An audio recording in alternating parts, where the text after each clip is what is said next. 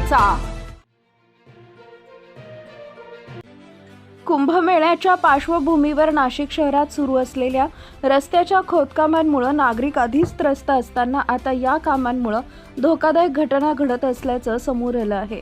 Gangapur road परिसरात गटाराच्या कामासाठी सुरू असलेल्या खोदकामादरम्यान महाराष्ट्र नॅचरल गॅस कंपनी म्हणजेच MNGL ची गॅस वाहिनी फुटल्याने LPG गॅसची गळती होऊन परिसरात एकच खळबळ उडाली।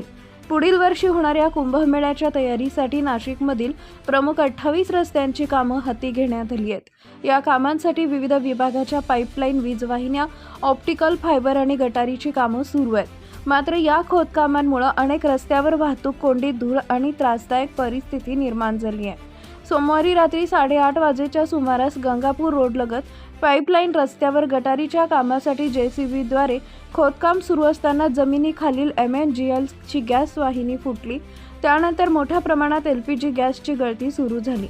सातपूर औद्योगिक वसाहतीकडे जाणारा हा अत्यंत वर्दळीचा मार्ग असल्यानं वाहन चालकांना जीव मुठीत धरून मार्गक्रमण करावे लागले। घटनेची माहिती मिळताच परिसरात भीतीचे वातावरण पसरले। स्थानिकांनी तातडीने उपमहापौर विलास शिंदे यांना माहिती दिल्यानं त्यांनी अधिकाऱ्यांना सूचित केले। त्यानंतर अग्निशामक दलाचे पथक घटनास्थळी दाखल झाले।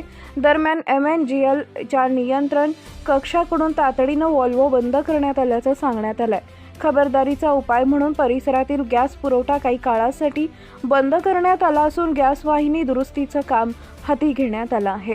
दरम्यान यापूर्वीही अशाच प्रकारे खोदकामादरम्यान गॅस वाहिनी फुटल्याच्या घटना घडल्याचं नागरिकांनी सांगितले असून काम करताना समन्वय आणि सुरक्षेची योग्य काळजी घेण्याची मागणी स्थानिकांकडून केली जाते आहे।